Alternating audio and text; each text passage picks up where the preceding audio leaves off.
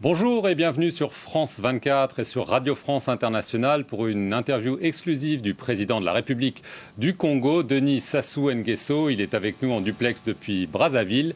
Avec moi pour vous interviewer, Karine Franck de RFI. Monsieur le Président, bonjour.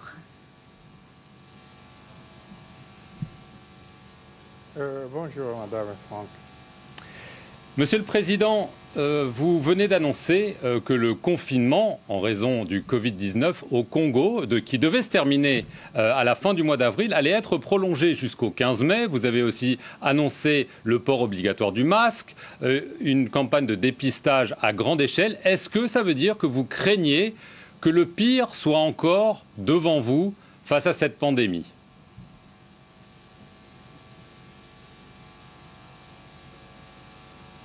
Oui, nous avons pris ces décisions parce que ces derniers temps, après 30 jours de confinement, nous avons observé une remontée de l'épidémie.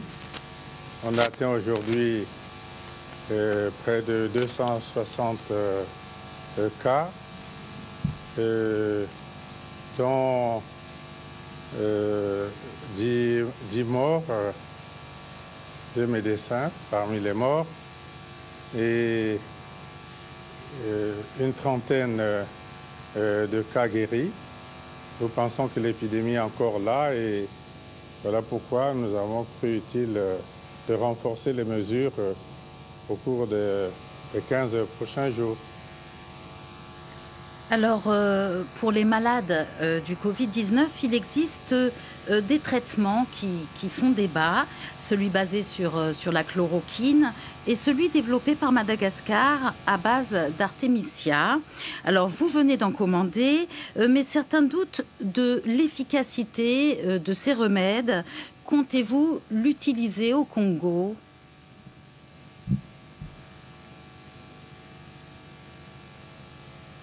Nous pensons que tout le monde fait confiance au progrès de la science, mais devant nous, nous avons aussi des vies à sauver, puisque les scientifiques n'ont pas encore mis au point un médicament efficace, accepté par tous.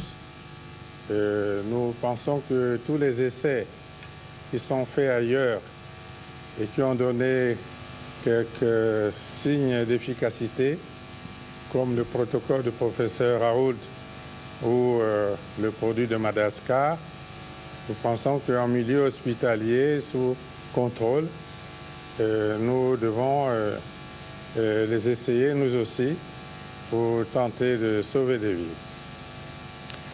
Alors, Monsieur le Président, il y a évidemment cette crise sanitaire, vous venez de le dire, vous êtes encore en plein dedans, il y a une crise économique, mais pour votre pays, en plus, il y a une crise pétrolière, le prix du baril s'est effondré ces derniers temps, vos revenus pétroliers vont être divisés de moitié, on prévoit une récession sévère. Est-ce que vous n'êtes pas inquiet, est-ce que vous ne craignez pas un effondrement économique de votre pays ?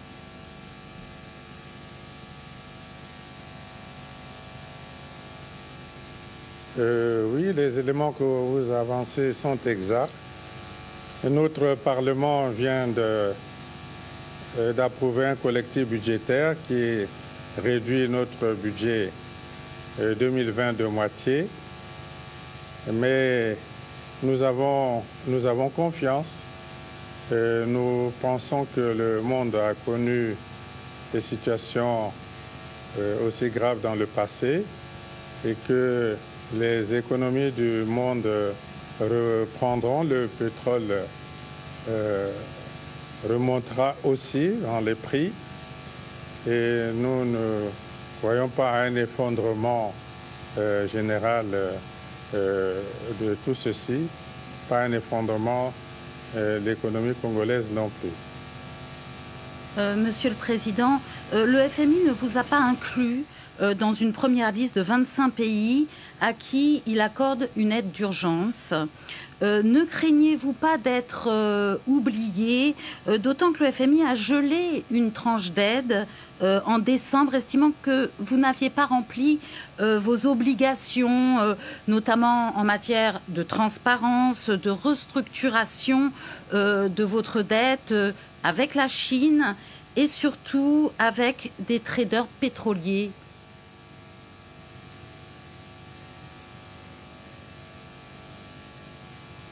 Nous sommes en rapport constant avec le Fonds monétaire international. La dette du Congo a été restructurée avec l'appui de la Chine. Nos négociations avec les traders vont dans la bonne direction. Nous pensons que le Fonds monétaire international tient compte de tous ces éléments-là et approuvera la demande d'aide d'urgence que nous avons formulée. Alors, Monsieur le Président, vous demandez combien au Fonds monétaire international et est-ce que vous pensez que vous allez en effet conclure? Il y a 2 traders pétroliers notamment avec qui vous êtes en litige depuis des années et on parle de grosses sommes, c'est Trafigura et Glencore. Est-ce que vous allez conclure un accord avec eux et combien demandez-vous au FMI?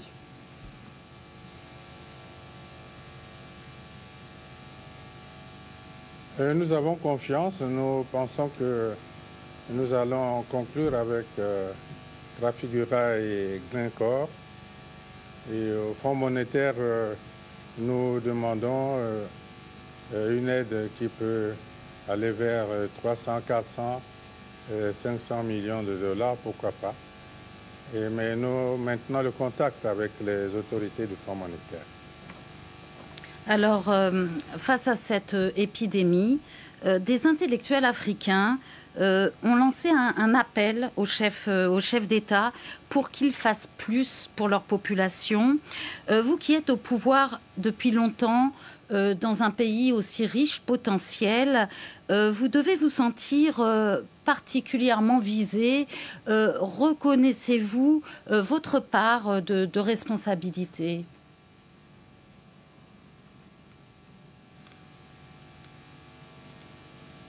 Bon, les intellectuels dont vous parlez, je ne sais pas s'ils sont à notre contact ici, sur le continent, mais en tout état de cause, nous sommes responsables de la vie et de nos populations, oui, c'est vrai.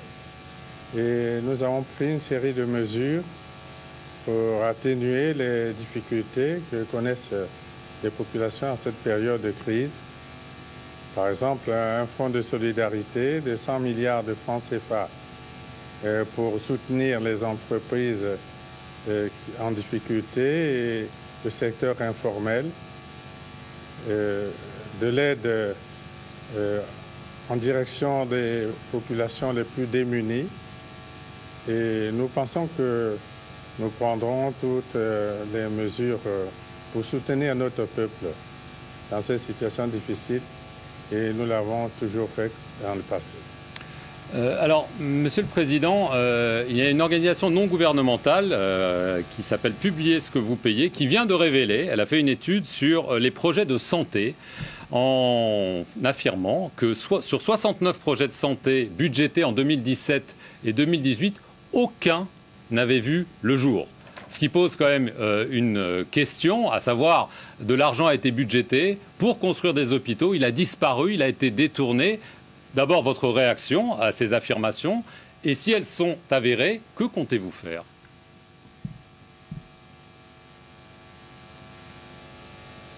Bon, tout ceci est faux. Aucun sou n'a été détourné. Nous avons programmé la construction de près de 14 hôpitaux, 12 pour les départements, un hôpital central des armées, l'hôpital mère et enfants qui est terminé, qui est en fonctionnement. Les autres sont à presque 75% pour les grosses œuvres. Mais tous ces chantiers ont été arrêtés, ils sont suspendus à cause de l'effondrement des cours du pétrole.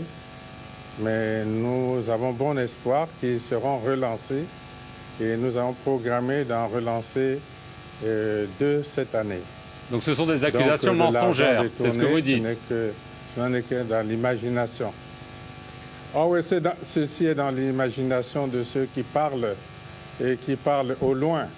Il serait bon qu'ils viennent ici au Congo, en Afrique, pour s'imprégner de la réalité. Les organisations de défense des droits de l'homme, comme Amnesty International, demandent la libération de prisonniers politiques pendant la pandémie. Elles citent notamment vos opposants, Jean-Marie Michel Mokoko, André Okombi Salissa. Est-ce que vous êtes disposé à faire ce geste pour des raisons sanitaires et humanitaires avant la prochaine présidentielle du premier trimestre 2021? Madame, je dois vous dire que les personnes que vous citez ne sont pas en prison parce que ce sont des personnalités politiques. Elles ont pris part à l'élection présidentielle en 2016 en toute liberté. Et elles ont été poursuivies en justice pour des faits de droit commun. Et c'est pour ces faits-là que ces personnes ont été condamnées. En tous les cas, en ce qui concerne le gouvernement, il a été décidé de la libération de 365 prisonniers qui ont été condamnés pour des délits mineurs, d'autres parce qu'ils avaient déjà purgé la plus importante partie de leur peine. 365 prisonniers ont été libérés pour désengorger les prisons. Mais les personnalités que vous citez ne sont pas en prison parce qu'elles sont des personnalités politiques, mais parce qu'elles ont commis des délits de droit commun. Et donc elles ne seront pas libérées, c'est ce que vous nous dites aujourd'hui.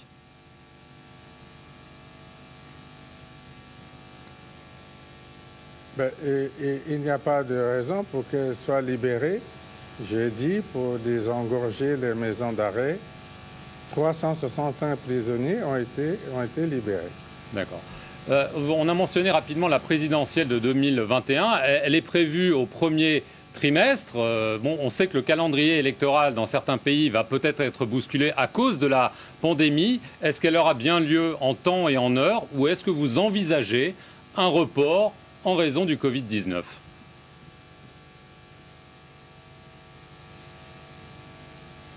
Bon, cette question n'est pas encore à l'ordre du jour. Et certains prétendent que vous préparez votre fils, Denis Christel Sassou Nguesso, pour vous succéder un jour. Est-ce exact? Est-ce votre souhait? Bon, madame, cela est de la légende. Est-ce que nous pouvons aborder des questions plus sérieuses qui sont en réalité d'actualité, s'il vous plaît? Alors on va parler d'une question d'actualité, qui est hélas une question d'actualité depuis longtemps sur le continent, la Libye. Vous êtes en charge du comité de haut niveau de l'Union africaine. À ce propos, les espoirs de cessez-le-feu ont volé en éclats, les combats se multiplient, toutes les tentatives de médiation ont échoué. Est-ce qu'on est vraiment au bord de la catastrophe en Libye?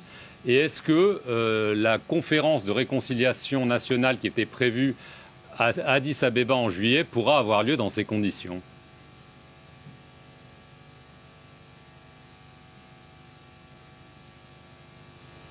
Vous décrivez là une situation regrettable et dramatique. Et pourtant, depuis la réunion de Berlin, il a été entendu que la question de la Libye n'avait pas de solution militaire et qu'il fallait aller vers des solutions politiques, aller vers un cessez-le-feu.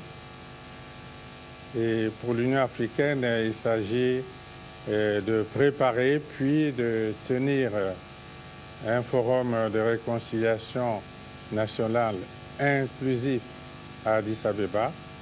Vous voyez bien que les conditions ne permettent pas pour le moment d'aller vers cet objectif, mais l'Union africaine continue de conserver cet objectif-là parce que elle considère qu'il n'y a pas de solution militaire en Libye. Et vous voyez bien que ces situations créent des drames dans les milieux des femmes, des enfants, des migrants. Et nous profitons de cette occasion pour lancer un appel aux belligérants en Libye, un appel à la sagesse pour que la souffrance du peuple libyen soit abrégée. Merci. Merci, Monsieur le Président, de nous avoir accordé cet entretien.